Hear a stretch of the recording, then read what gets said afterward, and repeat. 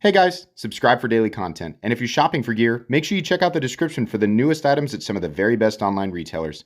There's also links for some of the items that I personally recommend. Thanks! What's going on YouTube? Metal Complex here, and today I've got a very interesting overview and presentation to share with you guys. This is not a review because this is a custom folding knife, very expensive and essentially one of a kind. This is the Dalibor Bergam custom Asgard. Now I want to make this real clear. People are always confused about the gloves. The gloves are not here because this is a delicate item. They're also not here because, to suggest that you can't touch things like this. They're here to keep my gross fingerprints off the knife so that you as the viewing audience can enjoy it without seeing my gross fingerprints on the knife, right? This is not an item that you can't touch. You can absolutely touch it, right? But fingerprints look gross when you're trying to appreciate something in 4K or whatever definition you're watching this in. So I think that it's obvious. Like, people look at this and they go, yeah, that's one of those really expensive knives. I want to drive that point home. Not just because we're looking at a custom knife, not just because we're looking at, materials that are, people kind of generally understand that these are expensive materials. These are not, it's not just paint or anything like that. It goes beyond that. Dalibor Bergam lives in Croatia, and this is somebody who, if you're not familiar with him, he's, very famous knife maker. Definitely somebody that I've been paying attention to for years. Definitely, he's been making knives for a very long time. And sadly, currently his books are closed. He has a lot of demand for his stuff, and that it's, as far as I can remember, it's always been that way, right? But the main reason that his knives are expensive is because everything about this knife is sole authorship, meaning he makes these materials. This is not just kind of your, I say, run of the mill. There is no style of zircotai or this type of multi-compositional titanium Damascus. It's all going to be expensive stuff, but he makes this himself. He doesn't order this from somewhere else and then turn it into a knife. No, he makes this stuff, right? It's an integral. So he makes it and then makes a block of it and then carves the block into a knife handle, right? That's a really simple way of putting it. But on top of that, this San Mai, which is mirror polished, is also of his own creation. He creates this himself, right? So I think most people, even the most whatever, but I feel like everybody can understand exactly why something like this is going to cost a lot of money. I don't think it needs more explaining. If you still don't understand, I don't know what to do for you. Stuff like this is going to cost a lot of money. Very potent market for this type of stuff, and specifically for his work. And I'm one of those people who's interested. Absolutely, I'd love to one day have a custom made by him. Thank you so much to Scott, which should have had this out here. It's hard to pick this up without with having gloves on. Sierra_bound on Instagram loaned this knife to me for a review. It will go back to Scott when I am done. Scott is the owner of this knife. Thanks to my patrons for supporting me, and please make sure to follow me on Instagram at metal_complex. So real quick, not going to be a regular video because again, it's not a review. So sole authorship materials, but some interesting information here about the blade. So the jacket, or the jackets on either side, because you can see here, there's layers in the core and then the layers again. It's 400 series, and then the core is RWL34, which so RWL34 is one of the steels in Damas steel, right? RWL34 and PMC27, I think. But yeah, that's what the core is, which is RWL34 is, I feel like it's one of the most consistently used steels in custom knives. And his reasoning here for RWL34, he says, I use RWL34 as a core material for one simple reason. RWL reacts to acid the least out of all popular heat treatable materials such as CTS, XHP, LMAX, etc., etc. With XHP, he gives an example here. You always get the core covered with a kind of gray shade. RWL is closest after etch to armor core, but it isn't soft. It's fully hardened and heat-treated steel. It still reacts to acid, but a bit, but very minimal. And with my etching method, which is basically 3 times etch with a bit of work in between to get the very nice contrast and very bright core. So you can accomplish a fantastic polish and then the contrast in the other materials there. That makes sense, right? RWL34 is going to perform a lot like CPM 154, which is one of my favorite compositions ever. So that makes sense when aesthetic presentation and performance are both very, very important to the person who is creating it. I can understand exactly why it uses that and why so many custom makers prefer that. So that's what we're looking at here is the RWL34 and then 400 series for the jackets so that you get a nice mix there. Which absolutely results in a blade that is usable. I think there's still a lot of people who look at stuff like this and they think this is a delicate art knife. It looks very pretty, but it can't actually be used because it's not durable. That is incorrect. It is very, very incorrect. This is absolutely functional, capable, right? And beautiful, right? But whether or not it gets used, that's up to the person who actually bought it, which is none of us. It's only Scott. So yeah. But what I think is also interesting is what this actually is. This is not just regular zircotite. This is actually grade 5 titanium and chemically pure titanium, which I think is grade 1, which has the highest corrosion resistance. So it's got 2 different types of titanium in there, and he said it's those 2 and zirconium. So this is his own stuff, his own blend, and it's stacked grade 5, then the commercially pure, or grade 1, I think, then grade 5 again, then zirconium, then grade 5 again, then the chemically pure. Did I say commercially pure? Chemically pure, and then grade 5, with the chemically pure titanium being 0.5 millimeters thick. So the idea, it says in the read-up here, is so that he gets the most out of the grade 5 properties as he can with colorfulness of a Damascus billet. So he wants those grade 5 properties for strength because a grade 5 titanium is definitely going to be, as far as I understand, stronger than the chemically pure titanium. But that's really cool. I didn't know that was a thing. And let me tell you, the end result is amazing. We have these darker areas, which is obviously the zirconium. And then we have these beautiful, vibrant orange areas and blue areas and sort of purpley areas. This is some of the most beautiful, material in its class that I have ever seen. And it's amazing to me that he makes this. On top of that, look, I mean, the pivot hardware is the same thing, the pocket clip. And again, this is an integral. Look at this. This is the first time I've ever handled anything exactly like this, right? I mean, the guy makes this stuff, right? I am certain that there are a few machine processes afterwards, to make everything perfectly fit together, but the amount of human involvement in this thing is unreal. It's absolutely unreal. The action is wonderful, all of that. Ergonomic lines are very organic, beautiful. So I'm used to seeing, when I see Dalibor's work, I'm used to seeing the really big, because he makes big, crazy integrals. Like they're thick and just mean looking. That's what initially attracted me to his work. I didn't know that he made stuff like this. Obviously somebody, like him is going to be capable of doing a lot of different things, but he makes giant Damascus integrals, big old thick things, longer, crazy look.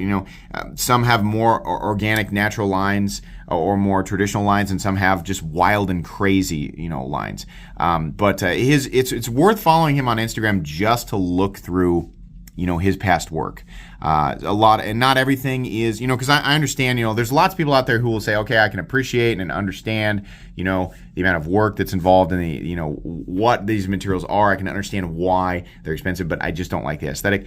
He does, substantially less colorful or totally colorless builds as well.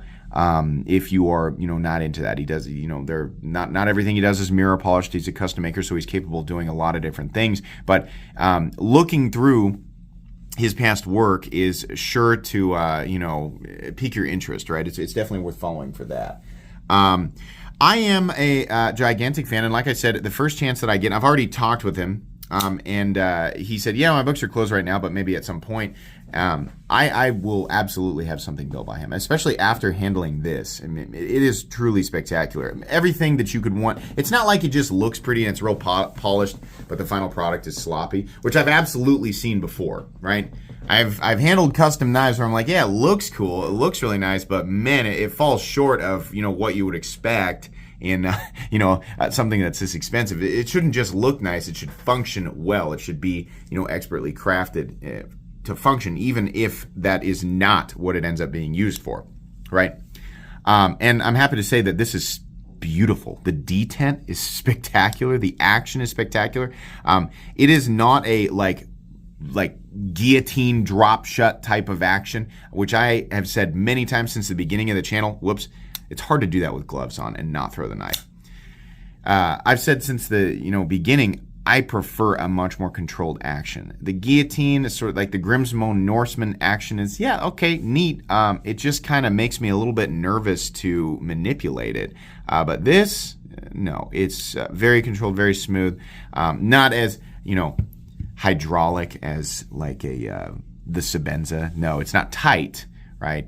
It's more like, makes me think of like Les George, right? Anybody who's handled the VECP, which is just fantastic. Really, really nice. Perfect centering, all of that. He's mirror polished the core on the spine, which is beautiful. Really awesome. And what's neat is this overall profile, which is very much classic knife. I like this subtle, we call it a soft tanto. I don't know what we would call this, but the edge is beautifully done. Also mirrored, right? Everything about this is just perfect. And this profile of knife would do well as a general EDC profile. I mean, this is essentially just a really nice, simple titanium frame lock EDC style knife, but with some special elements. The elements being the integral nature and the Sanmai blade and all of that, right? So I'm certain that for anybody who would want to have one of these made, you could have it made with much less expensive, simpler materials, right? And have a much simpler aesthetic and have an incredible day-to-day EDC knife, but still one that's special and, has those elements that you're looking for if you're looking for like a custom knife, from him. I also like that we have the same material on the thumb studs. That is absolutely gorgeous. Look at this. I mean, you can see, I think it is actually, yeah, the frame itself is the stop. That is just amazing. The precision there, how it all comes together. It's really, really beautiful. I'm trying to give you guys as many close-ups as I can because the people who like to watch this type of content, you guys really want those close-ups. So I'm gonna try and do that for you here. But really just beautiful contrast. The etched areas, how they contrast to the mirror polished areas is just incredible. Really, really stunning and spectacular, especially as far as all these pieces it's made out of his sole authorship, Zerkatai. The non-show side pivot is just absolutely incredible. So there's another detail about this that I read. He said, I make my Sanmai pattern by milling the channels on each side with a 0.2 millimeter height precision. That takes about a day to mill out, but the end result is that I get an almost perfectly centered core. If I did it with pattern plates, which is apparently, this is new information to me. I didn't know how this normally works. That's apparently how it normally works. If I did it with pattern plates, the patterning process would be done within minutes, but the core wouldn't be as centered. So this is apparently something that he takes, it takes extra time to do, right? Not everybody is going to value this extra time element, right? I mean, that's fine. But the fact is that the way that he is doing it does take extra time. And it's to get things exactly the way that he wants to get them, so that it's the end result is a an aesthetic that is pleasing both to him and his potential customers, right? I like pretty much everything that, the final product, like all the different things that I've seen on his Instagram. It all just looks spectacular. It all looks like the work of a craftsman who is very, very concerned with every last little detail, which is what you want in a custom knife maker, right? If you're going to be spending, I think it's obvious at this point, multiple thousands of dollars on a pocket knife or anything, right? Anything that is made with that level of detail, that's you're going to see a high price tag. These are character traits you want in that type of knife maker, right? I mean, that's what I would want. I wouldn't want somebody who's like, nah, I'm not really all that, not really all that focused on detail. I don't really care that much about, the vision or this or that. I just kind of make custom knives. I'd be like, well, okay, I won't be ordering from you. But Dalibor Bergam's work, just incredible. I like the other nice thing about this being an integral is that you only see hardware on the pocket clip, which he's done a good job of hiding because he didn't use like a satin finish screw. He used a black screw, and then the the pivot hardware is the same material, so you really are not seeing anything here. I mean, there's no maker's mark or anything. It's just full on aesthetic, which I really, really like. It's just beautiful. We didn't take measurements. We're 20 minutes in. I should probably take measurements. I'll do that here real quick. The overall length of the Asgard, I'm sure it varies just a little bit. They're not all going to be exactly identical, but we're looking at roughly a 7.5-inch knife with a roughly, excuse me, no, and it's exact, 3.25 inches. And then we're looking at maybe 3 1/8 on the cutting edge. Really nice. His thumb studs are excellent. These are wide thumb studs with multiple steps, and those steps are not sharp, which is, I always talk about that. It's so weird how so many people are just like, yeah, just put whatever thumb stud, like make it a sharp pointy thing, who cares? No, these are really, really great, just perfect thumb studs for this. It's nice, I mean, these details are still important, even if he knows that the vast majority of people who are buying his stuff are probably not going to use it. So like, well, I still want to take care to make this stuff functional for people who do want to, right? Just really nice. The other thing that I think is great is the final edge is pretty thin. It's a pretty slicey edge. It's not the thinnest thing in the entire world, but it's definitely bitey and thin. The blade is absolutely, the geometry here is, one of a knife that it could actually be used repeatedly over and over and over again. And our build would serve the user very, very well. The geometry and the composition, right? Just spectacular. Also, for collectors, I think that the thing that I appreciate is that overall, the material choices are choices that will that are easy to preserve, right? We have a mirror polished stainless Sanmai blade, and then we have a Zircotai frame, sole authorship again. But even the Zircotai has a lot of chemically pure titanium in it, which is even more corrosion resistant than standard titanium. So this is the type of custom knife where it's like you're a lot of people justify it in different ways, like, oh, well, this is it's like an investment thing because these knives are often worth more than what I paid, which is absolutely true when there's enough demand, right? Even if that just frustrates you for some reason, people are really threatened by that fact, right? It is a fact that is factually true, right? These are expensive knives. People will pay that much for them because they cost a lot of money to create. And oftentimes when there is enough demand, the knives are worth more than what these people paid for them. And there is a massive, healthy market for this stuff.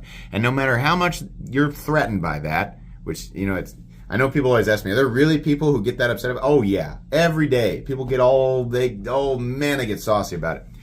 No matter how threatened you are by that fact, or how fussy you are about that fact, it is a fact. So you're just going to have to deal with it, or, don't bother yourself with it, right? it's made in a way that will keep well, right? As people who collect knives and try to keep them, clean and nice looking over time for either themselves or maybe, for whoever they pass them on to, or, if they plan to sell or trade. It's nice that these materials are materials that will look essentially exactly the same after years and years and years, right? So I, at least as a collector enthusiast like that, things like that I appreciate.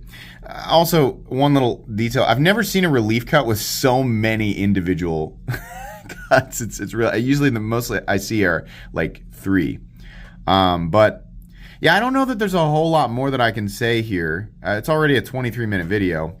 And it doesn't make a whole lot of sense to like do a bunch of specs and things. I'll show you guys some size comparisons while I talk.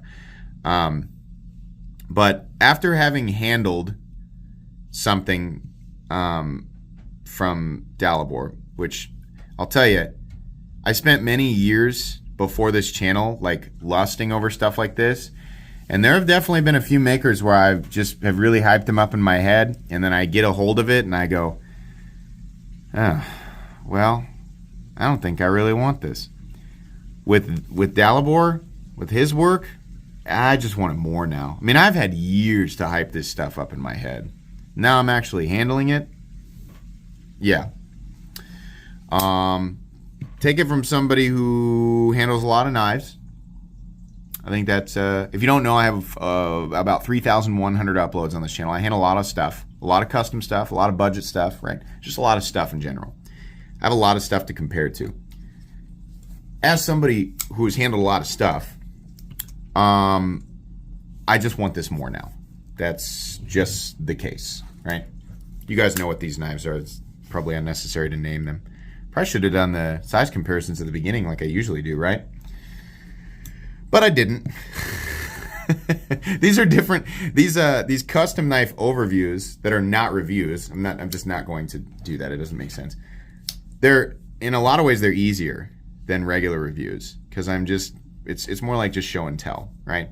Information for, it's not for everybody. These knives are not for everybody. They're not created that way, right? They're for people who, it's a much smaller group, right? People who are actually either interested in just looking or appreciating the details of custom knives or actually purchasing them, right? There's far fewer people who are in those categories than just the general population on my channel or anywhere in the knife world, right?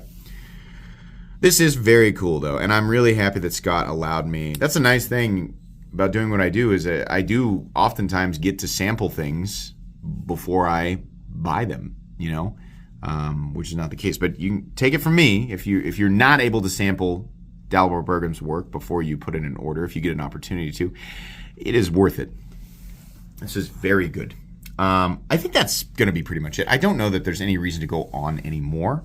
Thanks again to Sierra Bound on Instagram for loaning this to me. Please make sure to follow me on Instagram at metal_complex. If you enjoyed this video, leave a like. If you'd like to check out my other content, I do, of course, have lots of videos of knives that are either expensive or inexpensive that I do or don't like, so check those out. And if you enjoy all my content, go ahead and click on that Metal Complex logo right there and subscribe, because there's definitely more coming. Thanks again for watching, everybody, and have a great day.